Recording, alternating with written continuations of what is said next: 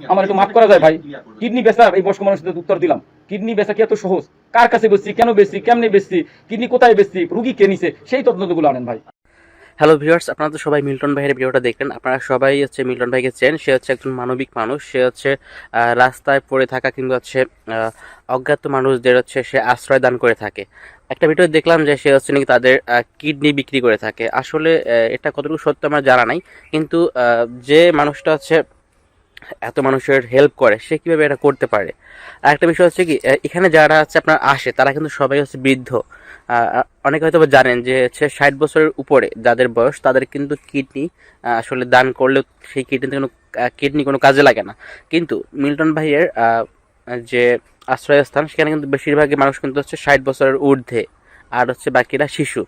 এখন যদি তিনি কিডনি বিক্রিও করে থাকেন, তাহলে যারা 60 বছরের বেশি যাদের বয়স তাদের কিডনি আসলে কোনো কাজে লাগবে?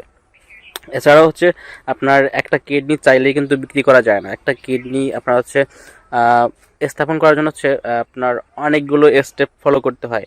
আমি ডাক্তার না, তারপরে যেটুকু জানি অনেকগুলো স্টেপ ফলো করতে হয়। তারপর হচ্ছে আপনার হাইয়েস্ট 30 থেকে 40 মিনিটের ভিতরে হচ্ছে কিডনি এক দেহ থেকে অন্য দেহে হচ্ছে স্থাপন করতে হয়, মানে প্রতিস্থাপন করতে হয়। সেক্ষেত্রে হচ্ছে পাশাপাশি 2টি ওটি থাকা লাগবে, এবং হচ্ছে আরও অনেক অনেক অনেক কিছু রয়েছে। আপনার মনে করেন আপনার কিডনি যদি ম্যাচও করে দেয় সবার সাথে কিন্তু আবার কিডনি ম্যাচ করে না, এরকম আরও অনেক ধরনের সমস্যা আছে। এখন আসলে কি এই কিডনি কি এত সহজে কি বিক্রি করা যায়? আর দেখলাম যে নিউজগুলো করছে সেই নিউজগুলোতে কোনোটাতে কিন্তু প্রুফ দেয়নি, জাস্ট হচ্ছে কি গরুর রচনার মতো লিখে গেছে যে হ্যাঁ সে কিডনি বিক্রি করছে, কিন্তু এখন পর্যন্ত কেউ কোনো প্রুফ দিতে পারেনি। আসলে আমাদের বাংলাদেশে এমন একটা সিস্টেম হয়েছে যে মনে করেন একজনের নামে গুজব ছড়ালেই সবাই হচ্ছে সেটা নিয়েই মাতামাতি করে। আসলে কতটা সত্য কতটা মিথ্যা সেটা কিন্তু কেউ দেখে না। আমি কিন্তু একটা নিউজও দেখলাম না যে কোনো ডকুমেন্ট দিয়েছে যে সে আসলেই কিডনি বিক্রি করেছে কিংবা হচ্ছে অঙ্গ প্রত্যঙ্গ বিক্রি করেছে। কোনো নিউজে এগুলো কিন্তু প্রুফ দিতে পারে নাই, অথচ সবাই কিন্তু এটা নিয়ে বেশি মাতামাতি করতেছে। একটা মানুষ প্রায়, আমি ওনাকে ফলো করি প্রায় আরও 3-4 বছর আগে থেকেই।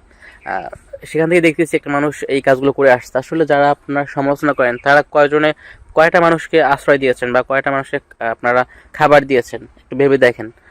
আর যারা আছে কিডনি বিক্রি করার যে একটা আপনার অভিযোগ, আসলে এটা কিন্তু কেউই কিন্তু প্রুভ করতে পারে নাই, জাস্ট হচ্ছে মুখে মানে জাস্ট নিউজই করছে, কিন্তু কোনো প্রুফ দেখতে পেলাম না। সো আপনারা অবশ্যই একটা মানুষকে এভাবে হচ্ছে হয়রানি করবেন না। আগে প্রুফ দেখে তারপর হচ্ছে বিস্তারিত নিউজ করবেন। একটা বিষয় পেলেই আপনারা হুট করে নিউজ করে ফেলেন, এটা খুবই কিন্তু খারাপ। সো ভিউয়ার্স, আপনারা ভিডিওটি দেখবেন আর ভিডিওটি ভালো লাগলে শেয়ার করে দেবেন। ধন্যবাদ সবাইকে।